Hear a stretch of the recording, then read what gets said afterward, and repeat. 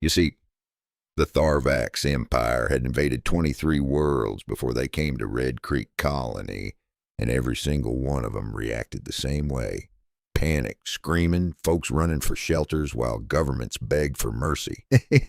See, that's what the Tharvax expected when 6 warships dropped into orbit over a Terran farming world during harvest season. Problem was, nobody on Red Creek evacuated, mostly because the corn was ready. Now the aliens thought that meant humans were stupid.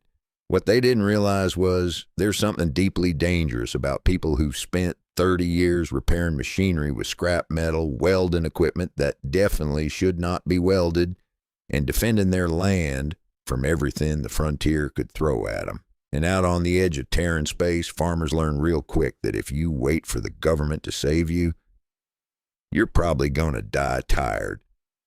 So while the Tharvax prepared for an easy occupation, the people of Red Creek started opening barn doors.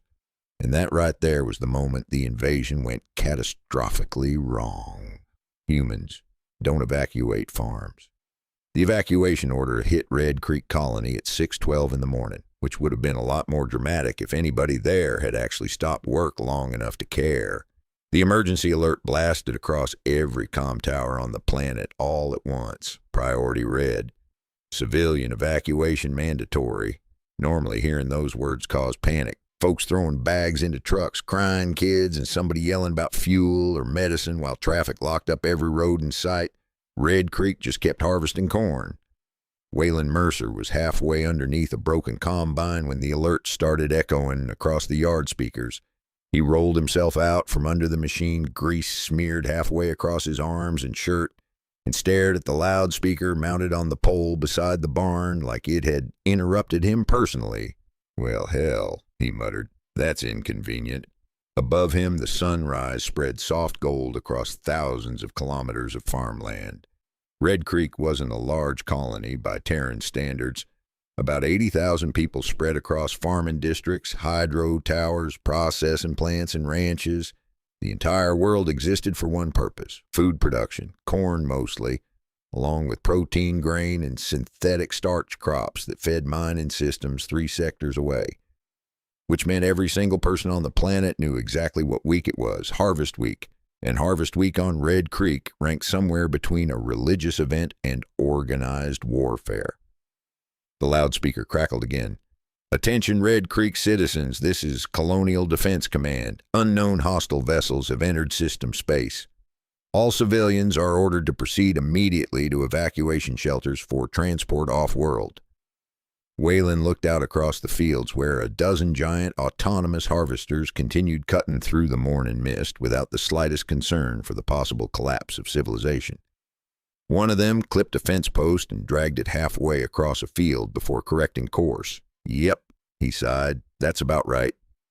His daughter Ellie came jogging across the yard, carrying a tablet in one hand and a wrench in the other. She looked more like a mechanic than a farmer, grease on one cheek, ponytail half fallen apart already. Dad, orbital scans confirmed it. How many? 6 ships. Waylon nodded slowly. That enough for an evacuation? Ellie exhaled. They're military. Ah. He leaned back against the combine tire. That changes things a little. Ellie looked toward the eastern sky where tiny silver points had begun appearing against the sunrise. You think Confederation fleet gets here in time? Waylon gave a short, dry laugh. Fleet response this far out? Girl, we'll all be buried before they finish arguing over fuel budgets. The evacuation order repeated again, louder this time, almost desperate. Across the road, old Martha Green stepped out onto her porch carrying a coffee mug and stared calmly at the sky for several seconds. Then she pressed the comm bracelet on her wrist. No. There was a confused pause from the operator on the other end. Oh, ma'am? No, Martha repeated. We ain't leaving. Several nearby workers overheard her and nodded like she'd just commented on the weather. Ma'am, the operator said carefully, hostile ships are entering low orbit. Yes, dear, I heard you. You are in immediate danger. Martha took another sip of coffee. Well, so's the harvest if we stop now. That attitude spread across the colony faster than the invasion warning itself. Within 20 minutes, nearly every agricultural district on Red Creek had refused evacuation orders. Some politely, some creatively. District 12 responded with harvest in progress. Try again later. One ranch settlement requested the invasion fleet wait 72 hours, like civilized people. Another stopped responding entirely after transmitting a brisket recipe to Colonial Command. Up in orbit, Commander Velk of the Tharvax Expeditionary Fleet stared at the reports with growing irritation. This must be a translation error. His communications officer nervously reviewed the incoming transmissions. It appears the population is remaining in place. Velk narrowed all four eyes. Why? The officer hesitated. One transmission states, corns at peak sugar. Silence spread across the bridge. Explain. We cannot. Velk stepped toward the viewport and stared down at the planet below. No orbital defenses, no fleet presence, no visible military structures. Just open farmland and heavy machinery moving through endless green fields. Primitive, civilian, weak. Begin landing operations, he ordered. Secure agricultural infrastructure intact. Minimal bombardment. Yes, Commander.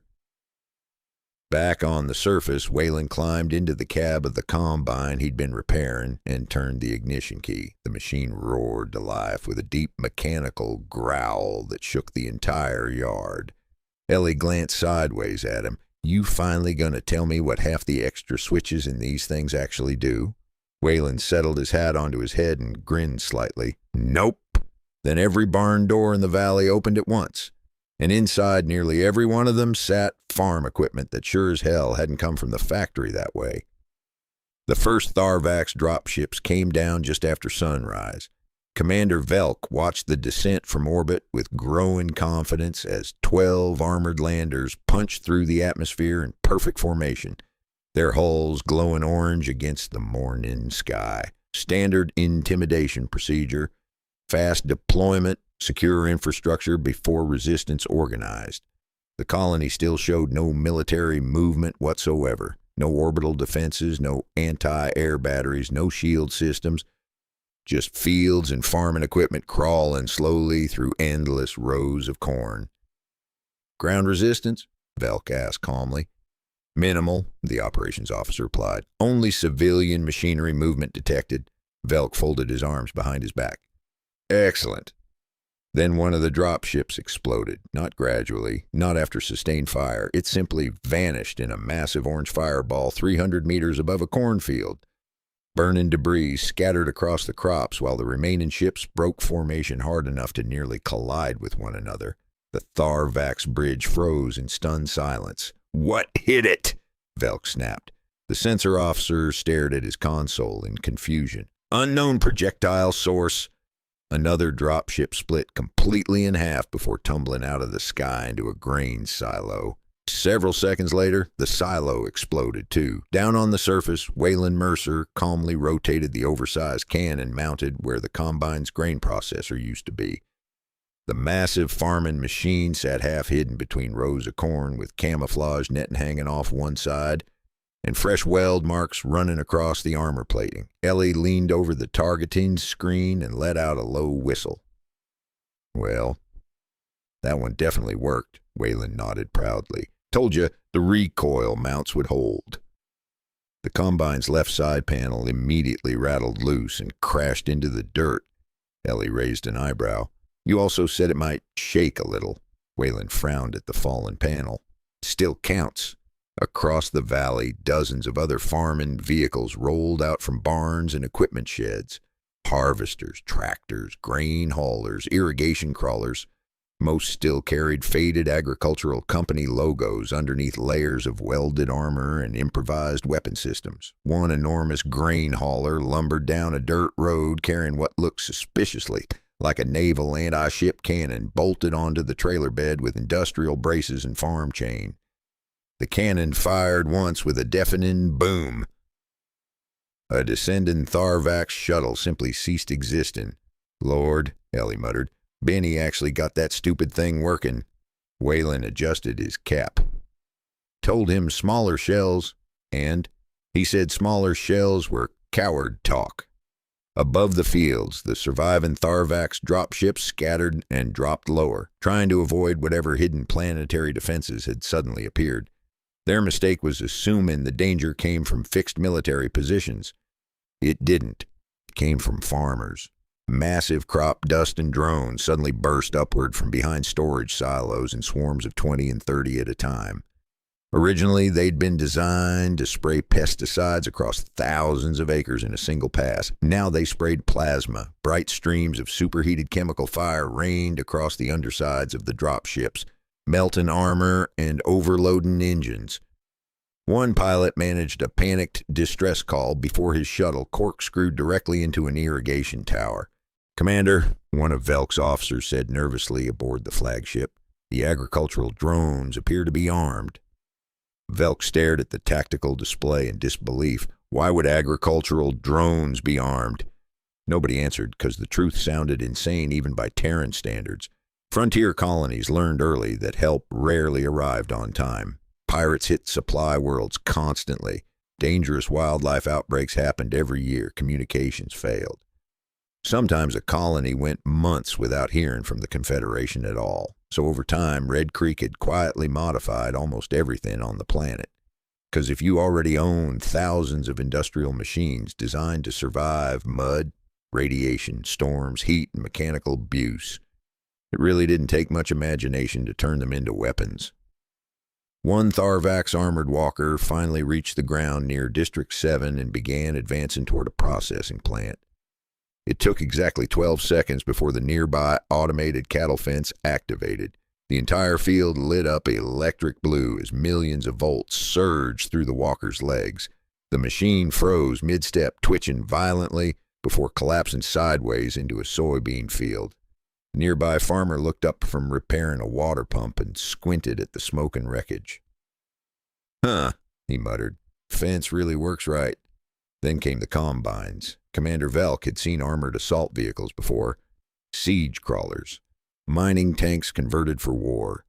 Breach machines capable of leveling cities. He had never seen anything like this. 6 enormous Terran harvest combines burst through a cornfield in full formation, engines roaring loud enough to shake the ground beneath them. Armor plating covered their fronts. Rotary harvesting blades spun like giant industrial saws. Missile pods had been welded onto the grain hoppers. One of them still carried a faded sticker on the side that read, "Property of Red Creek Agricultural Co-op." The lead combine accelerated directly toward a squad of Tharvax infantry. The soldiers opened fire immediately, blue plasma bolts hammering against the machine's front armor. The combine didn't even slow down. The only visible effect was that the paint looked worse afterward. Then it hit the infantry line head on. Wayland watched through binoculars from the ridge above the valley. "Well," he said calmly, "that probably ruined somebody's morning." Ellie stared out across the battlefield where burning dropships fell from the sky, while armed tractors rolled between fields and plasma-spraying crop drones screamed overhead. "You know," she said slowly, "I'm starting to understand why the Confederation stopped asking what we modify out here." Wayland nodded once without taking his eyes off the fight. "Safer for everybody that way." High above the planet, Commander Velk finally understood something deeply unsettling. This wasn't a peaceful farming colony that happened to own machinery. This was a heavily armed population pretending to be farmers, and Red Creek was just getting warmed up. By mid-morning, the invasion had officially stopped making sense. Commander Velk stood over the tactical display aboard his flagship while new casualty reports flooded across the screen faster than his officers could organize them. 4 dropships destroyed, 3 more crippled, 2 armored walkers lost. Atmospheric superiority contested by what the reports now described as agricultural resistance platforms, which somehow sounded even more insulting than the actual situation. "What exactly are we fighting?" Velk demanded. Nobody answered immediately because nobody actually knew. One officer cautiously cleared his throat. "Our forces report widespread mechanized resistance integrated directly into civilian infrastructure." Velk slowly turned toward him. "That is not an answer." The officer hesitated. One squad claims they were attacked by an irrigation canal. Silence settled across the bridge. Explain. We cannot. Down on the surface, Waylon Mercer drove his combine straight through the middle of what used to be District 9's east fence line while Ellie hung halfway out the side hatch, reloading the missile rack with the kind of speed that suggested she'd practiced this before, which, honestly, she had. You know, Ellie shouted over the engine noise, most colonies have militias. Waylon adjusted the steering levers. Most colonies don't bolt ship weapons onto farm equipment. Those cannons were discounted. That ain't the concern I had. The combine slammed through a drainage ditch hard enough to bounce both of them against the harness restraints. Ahead of them, several Tharvax infantry squads had taken shelter near a processing station, using cargo haulers as cover while trying to regroup under drone fire.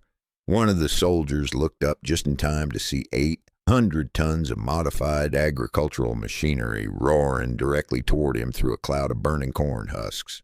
"Dad," Ellie asked carefully, "you ever going to explain how all this started?" Waylon grinned slightly. Pirates.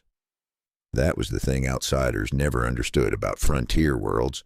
The Confederation maps made colonies look civilized, organized, protected. Reality was usually a whole lot messier. Out on the edges of Terran space, colonies survived because they learned to handle problems themselves. Pirates raided supply convoys, raiders stole livestock, smugglers hijacked transports, wildlife sometimes wandered out of the forest big enough to eat machinery, and every single time the Confederation promised better response times. Eventually, folks stopped waiting. The first modifications on Red Creek had been small. Reinforced fences, stronger drone motors, better communications. Then somebody mounted an old mining laser onto a grain hauler during a pirate raid 20 years earlier and accidentally vaporized a land-in craft. After that, things escalated quickly. The combine crested a ridge overlooking the southern valley, and Ellie let out a low whistle. Well, now that's just excessive. Below them, the entire valley floor had transformed into a war zone designed by deeply practical lunatics. Irrigation canals had been converted into conductive defense grids. Automated tractors dragged portable artillery between fields. Grain silos opened to reveal missile launch tubes hidden behind false walls. Even the scarecrows turned out to contain motion sensors linked into targeting systems. One Tharvax troop carrier attempted to skim low over a soybean field to avoid anti-air fire. The soybean field exploded. Dirt, flame, and pieces of armored transport blasted 300 feet into the air. Waylon nodded approvingly. Old Martha finally used the fertilizer charges. Ellie looked over at him slowly. There were explosives buried under the soybean field, technically under all the fields. Dad. In fairness, we weren't expecting an invasion, mostly giant worms. A panicked transmission suddenly crackled across the Tharvax command frequency. "This is Ground Team 4. We are under attack from civilian harvest units. Repeat, civilian harvest units." Another voice cut in immediately afterward. "The irrigation system is electrified." A third transmission screamed over both of them. "One of the barns is moving." Up on the flagship bridge, Commander Velk closed all four eyes for a long, painful second. "Did that soldier say the barn is moving?" "Yes, Commander." Velk pointed at the tactical display where an enormous red contact was now plowing across open farmland directly toward his forward command position. "That structure?" "Yes, Commander." "That is a building." "Yes, Commander." The officer swallowed nervously. "It appears the Terrans mounted engines underneath it." The command bridge fell completely silent as the tactical feed zoomed in on what had once been a grain storage barn.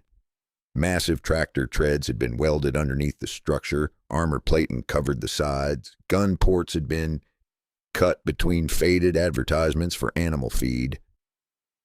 Then the barn fired artillery. "Oh, come on," Velk whispered. Back on the surface, Waylon laughed so hard he nearly missed a turn through the cornfield. "Knew Earl would finish that stupid thing eventually.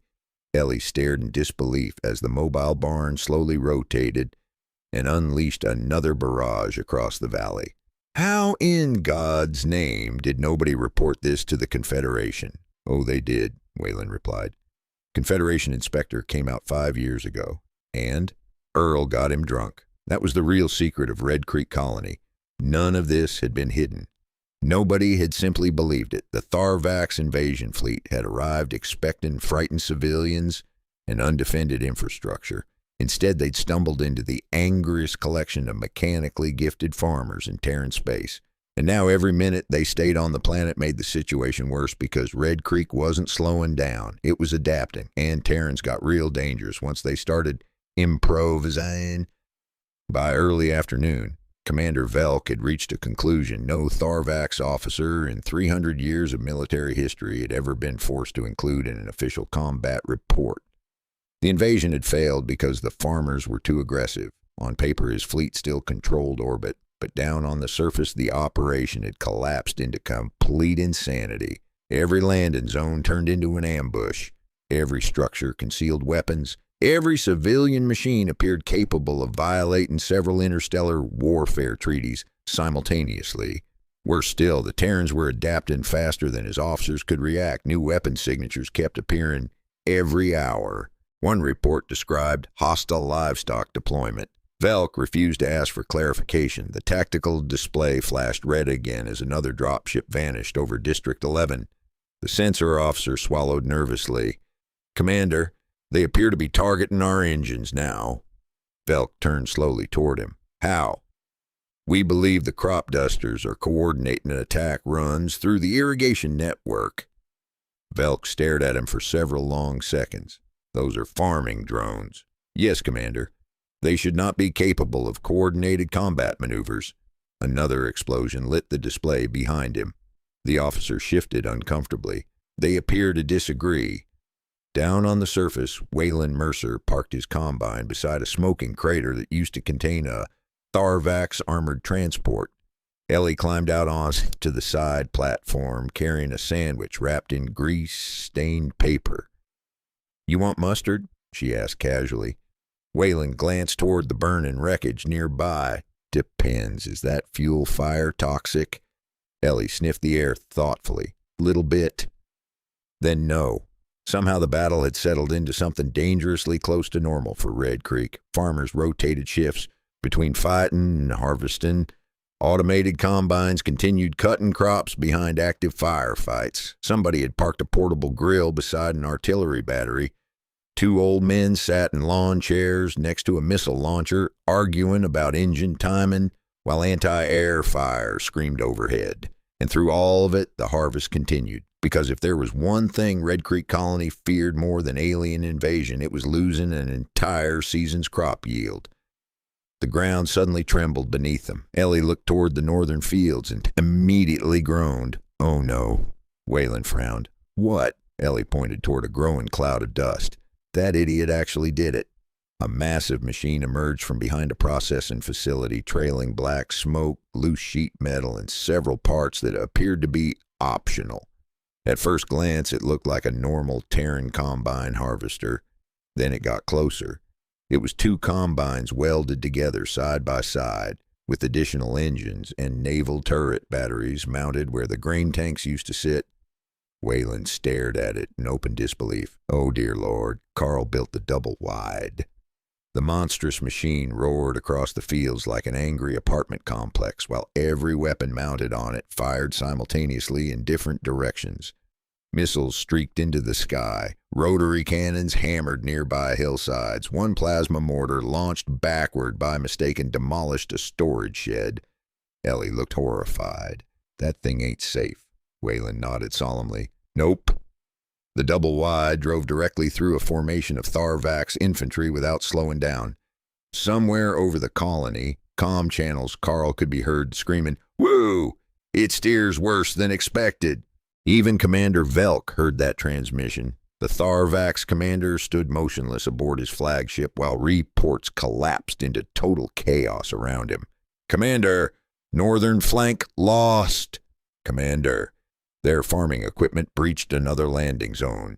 "Commander, One of the barns is on fire but continues advancing. Velk slowly turned toward the communications officer. How many actual military personnel are on this planet? The officer checked the colonial records twice before answering. Officially? Yes. None. Velk simply stared at him. Then the planet itself attacked. At least that was the only way Velk could describe what happened next. All across Red Creek, thousands of irrigation towers suddenly activated at once. Massive conductive pylons unfolded from beneath fields, while buried capacitor stations charged deep underground. The entire agricultural network lit up in synchronized blue pulses stretching across hundreds of kilometers. Ellie's eyes widened. Dad, Waylon nodded calmly.